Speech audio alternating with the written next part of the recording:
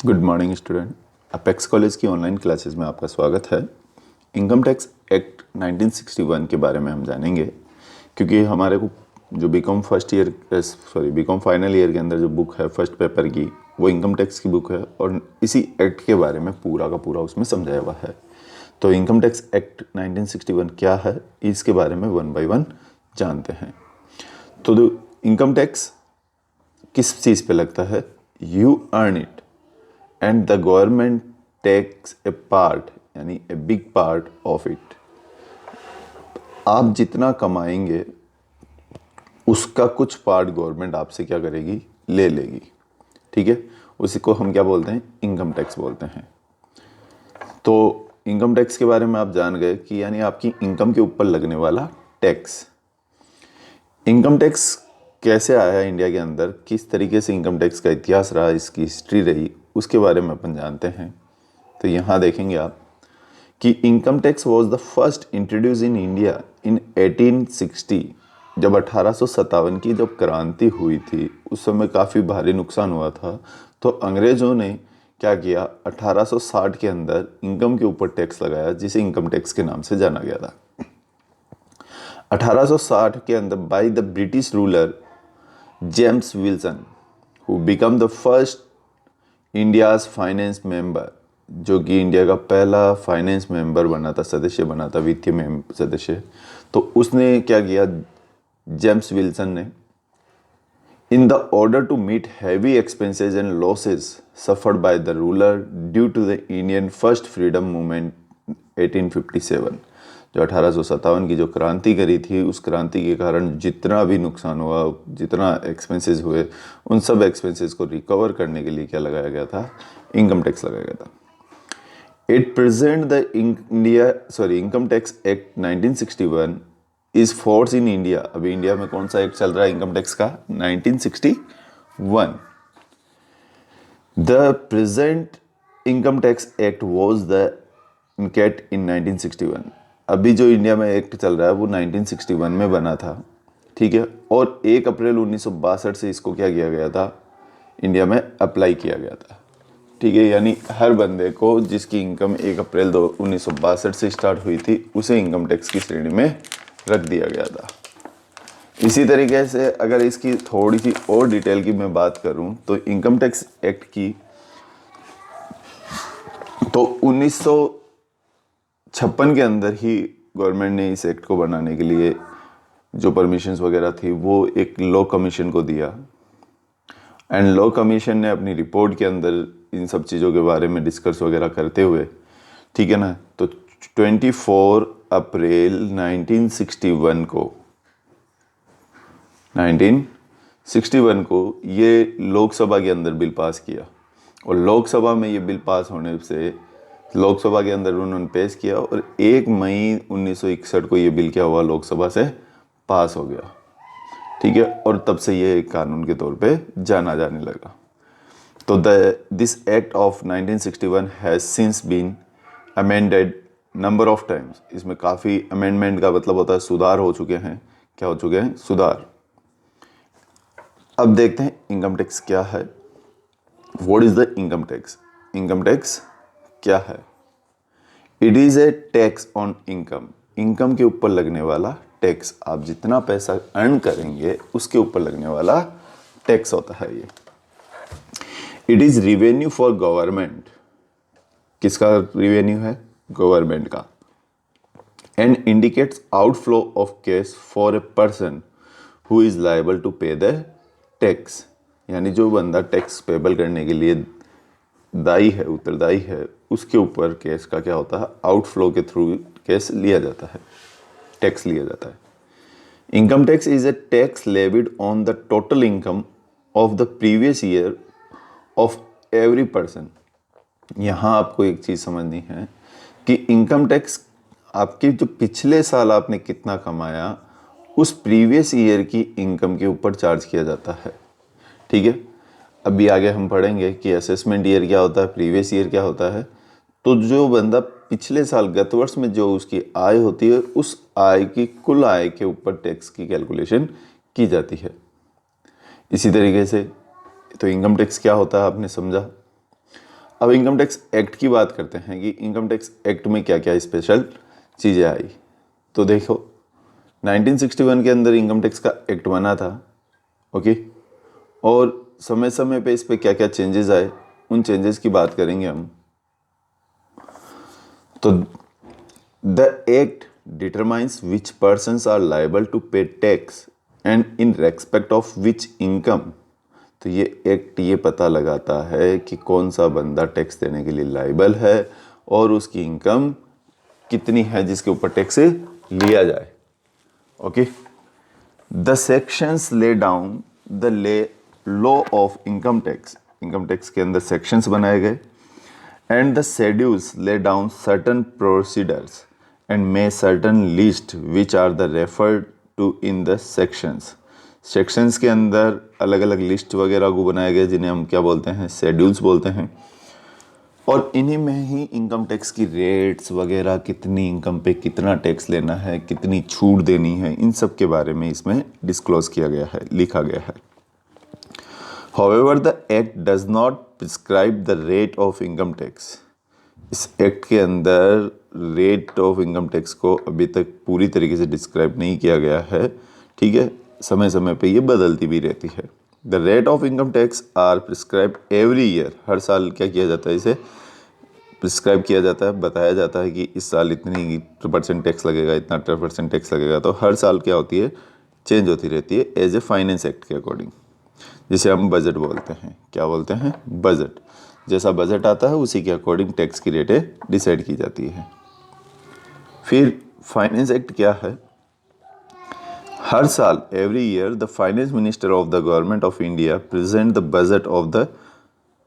Budget to the parliament. Parliament यानी लोकसभा के अंदर फाइनेंस मिनिस्टर जो होता है वो हर साल अपना बजट प्रस्तुत करता है, ठीक है, कि इस साल ये होगा, इस साल ये होगा, इन सब चीज़ों के बारे में बताता है। Part A of the budget speech contains the proposed policy of the government in the fiscal area। Physical area के अंदर जो गवर्नमेंट की पॉलिसीज़ होती है उन पॉलिसीज़ को पार्ट ए में बताया जाता है, और पार्ट बी के अंदर जो टैक्स प्रपोजल्स होते हैं उनकी डिस्कशन की जाती है, उनको डिटेल से समझाया जाता है। In order to implement the above proposal. अब जो ये ऊपर वाले जो प्रोपोजल थे इनको इम्प्लीमेंशन में लाने के लिए यानी संचालन में लाने के लिए finance bill is the introduce in the parliament. तो फाइनेंस बिल पास किया जाता है, पार्लियामेंट के अंदर पेश किया जाता है। Once the finance bills is approved by the parliament get the assents of the president is become the finance act. और जब फाइनेंस बिल को पार्लियामेंट पास कर देता है यानी लोकसभा में वो पास हो जाता है तो राष्ट्रपति के पास में जाता है, और राष्ट्रपति की मुहर लगते ही वो क्या बन जाता है, फाइनेंस एक्ट बन जाता है। और फाइनेंस एक्ट बनने से सभी को उसको फॉलो करना कंपलसरी हो जाता है। इनकम टैक्स के लिए जो रूल्स बनाए गए जिन्हें हम इनकम टैक्स रूल्स 1962 के नाम से जानते हैं। The administration of the direct tax is law after by the central board of direct tax CBT। यानी जो डायरेक्ट टैक्स है वो कौन चार्ज करता है, CBT चार्ज करता है। CBT का पूरा नाम क्या है, central board of direct tax, okay. The CBDT is the empowered to make rules for carrying out the purpose of the act। यानी क्या करते हैं, रूल्स वगैरह बनाने का इनके पास में पावर होता है। For the proper administration of the income tax act the CBDT forms rules from time to time। These rules are collectively called income tax rules 1962। ये समय समय पे रूल्स बनाती है टैक्स से रिलेटेड, तो जिन्हें हम इनकम टैक्स रूल 1962 के नाम से जानते हैं। To amend the act an amendment bill has to be passed in the parliament. अगर इनमें किसी भी प्रकार के सुधार के लिए कोई बिल बनाया जाता है तो उसे पहले पार्लियामेंट से पास करवाना होता है। In case of the conflict between the act and rules, the provisions of act shall be prevail। अगर किसी भी प्रकार का इनमें विरोधाभास होता है एक्ट और रूल्स के बीच में, तो एक्ट में जो लिखा गया है उसी को ज़्यादा फॉलो किया जाएगा, उसी को ज़्यादा महत्व दिया जाएगा। सर्कुलर्स एंड नोटिफिकेशंस की बात करें तो सर्कुलर और नोटिफिकेशंस क्या है? Circulars are issued by the CBDT from time to deal with the certain specific problems and to clarify doubts regarding to scope and meaning of the provisions।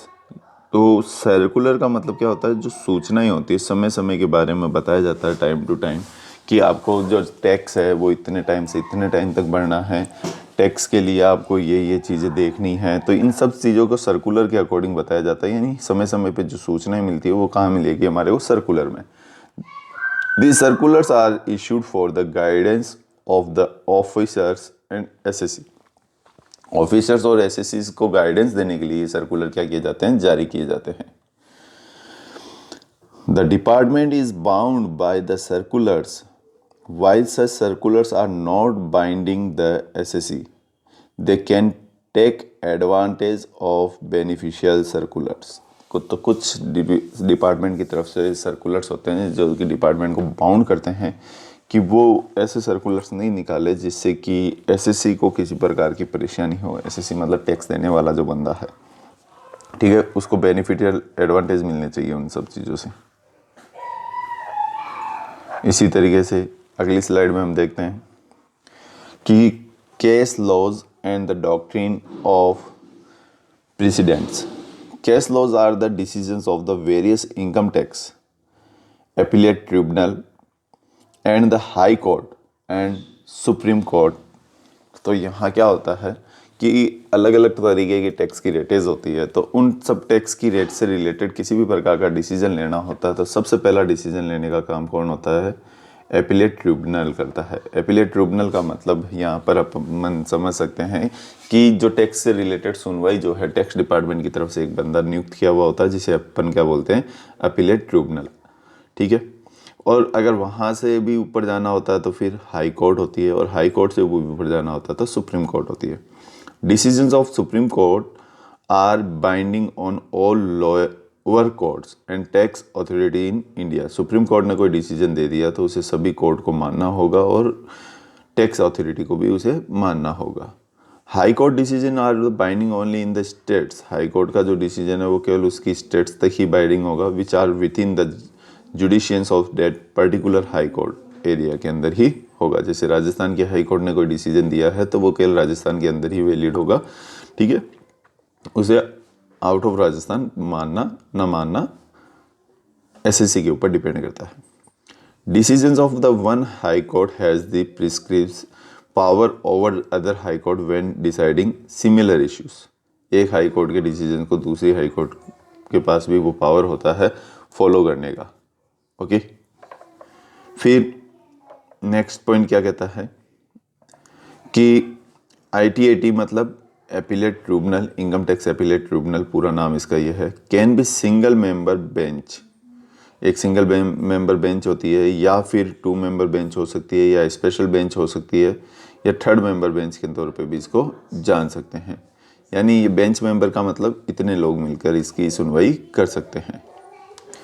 अब income tax की definitions वगैरह के बारे में जानते हैं। तो section 2 gives definition of various term refer to in the act. जो बहुत सारी टर्म इसमें यूज़ में ली जाती है उनकी सब डेफिनेशंस किस में दी गई है? सेक्शंस 2 में दे रखी है। इसी तरीके से definition can be inclusive definitions और एक्सक्लूसिव डेफिनेशंस। कौन कौन सी चीज़ें टैक्स में इंक्लूड होगी और कौन कौन सी नहीं होगी, इन सब की डेफिनेशंस भी यहाँ दे रखी है। Definitions of one term may led to the definitions of another term. एक टर्म का दूसरी टर्म के साथ क्या रिलेशंस होगा, उन सब की डेफिनेशंस भी यहाँ पर दे रखी है। तो कुछ इंपॉर्टेंट डेफिनेशंस है जो इस एक्ट के अकॉर्डिंग हमारे को जाननी है, तो उनके बारे में जानते हैं। सबसे पहला बंदा आता है पर्सन। पर्सन का मतलब होता है व्यक्ति। कौन सा, किसे व्यक्ति की श्रेणी में रखा गया है? जो टैक्स देगा, ओके। तो नॉर्मली आप जानते हैं कि कोई भी ह्यूमन बॉडी जो कि टैक्स की श्रेणी में आते हैं, जिनकी इनकम पिछले गत वर्ष में क्या होती है? ज़्यादा होती है, उसे हम क्या बोल सकते हैं? व्यक्ति बोल सकते हैं, ठीक है ना। तो यहाँ पर व्यक्ति का मीन्स क्या है, इन सब के बारे में जानेंगे। एसएससी क्या होता है, असेसमेंट ईयर क्या होता है, प्रीवियस ईयर क्या होता है, असेसमेंट क्या होता है, इनकम क्या होती है और डिविडेंड क्या होता है। 1 बाय 1 इनके बारे में जानेंगे, ओके। इनकम ये सब चीज़ें हो गई। तो देखो इनकम टैक्स के सेक्शन 2 के सब सेक्शन 24 में क्या चीज़ बताई गई है। Income means some monetary returns periodically received from some definite source, यानी किसी डेफिनेट सोर्स से कोई भी आपके पास पैसों के रूप में कोई भी चीज़ आ रही है तो उसे हम क्या बोलेंगे, इनकम बोलेंगे। It is and the earning and continuing income from the business from a definite source. आपके किसी बिजनेस वगैरह से कंटिन्यू इनकम आपके पास में आ रही है तो डेफिनेट सोर्स से आ रही है, तो इसके अंदर इनकम कैश में भी हो सकती है, कैश के अलावा भी किसी तरीके की कोई इनकम हो रही है, ठीक है, तो वो भी इनकम है। एंड कोई गिफ्ट्स वगैरह मिल रहे हैं तो उसको भी इनकम माना जाता है। जैसे आप लोग देखते हैं कोई गिफ्ट के अंदर फ्लैट दे देता है किसी को, या गिफ्ट के अंदर कुछ कार वगैरह दे देता है, तो ये सब क्या होती है, इनकम का ही पार्ट माना जाता है। एसएससी का मीन्स क्या होता है। According to the section 27 subsection 7, SSC means a person liable to pay any tax any other sum of money under this act, यानी इस एक्ट के अंदर जो बंदा जो व्यक्ति टैक्स देने के लिए लाइबल होगा उसे हम क्या किस नाम से जानेंगे, एसएससी के नाम से जानेंगे। Every person who is the assessable in respect of income or loss of another person, who is the deemed to be in the SSC, who is deemed to be SSC in default, यानी हर बंदे को SSC माना जाएगा जो बंदा income earn कर रहा है। ओके, फिर पर्सन की बात करते हैं। जैसा कि मैंने पहले बताया था आपको, पर्सन की डेफिनेशन सेक्शन 231 में दे रखी है हमारे को। According to a law an assessee is a person, assessee को ही क्या बोला गया है, person, by whom any tax is payable, जिसके थ्रू टैक्स पेबल किया जाएगा। इंडिविजुअल कोई भी व्यक्ति, फर्म को भी पर्सन में माना गया। HUF Hindu undivided family, Hindu undivided family का मतलब यहाँ पर जो संयुक्त परिवार के रूप में रहते हैं वो परिवार किस में आएंगे, एचयूएफ में आएंगे। कंपनी भी एक आर्टिफिशियल पर्सन्स होती है तो इसे भी पर्सन माना गया है। एओपी एसोसिएशंस ऑफ पर्सन्स, व्यक्तियों का समूह। बीओआई बॉडी ऑफ इंडिविजुअल्स, ठीक है। Local authority an artificial and the judicial person not include in the above category, जो इनमें नहीं आते हैं और कानून द्वारा उन्हें पर्सन की संख्या दी गई है तो वो भी पर्सन यानी व्यक्ति की श्रेणी में आते हैं। Income tax liability of a person, तो इनकम टैक्स की क्या लाइबिलिटी होती है व्यक्ति के लिए, उनके बारे में जानते हैं। तो residential status of a person decide income tax liability. Residential status का मतलब वो इंडिया का बंदा है या फॉरेनर है या एनआरआई है, ठीक है, तो इन पे डिपेंड करती है टैक्स की लाइबिलिटी। अलग अलग बंदों के लिए अलग अलग टैक्स होती है, इसलिए रेजिडेंशियल स्टेटस को समझना होगा। नेक्स्ट वीडियो में अपन इसके बारे में भी डिस्कस करेंगे। Previous year is the year in which the incomes is earn, पिछला साल वो है जिस साल में इनकम कमाई जाती है। Assessment year is the year in which the income is taxed, और असेसमेंट ईयर वह ईयर है जहाँ पर टैक्स लगाया जाता है। जैसे अभी फिलहाल असेसमेंट ईयर अपना कौन सा है, 2020-21, एंड प्रीवियस ईयर कौन सा है हमारा, 2019-20। तो 19-20 में हमने जो कमा लिया, ठीक है, उसके ऊपर टैक्स कब देंगे हम, 20-21 में। Assessment year consists of 12 months which commenced on the first day of April immediately after the previous year. Previous year के जस्ट बाद में जो 1 अप्रैल से जो ईयर स्टार्ट होता है उसी को हम क्या बोलते हैं, असेसमेंट ईयर बोलते हैं। इनके बारे में और अगले वीडियो में अपन अच्छे से जानेंगे।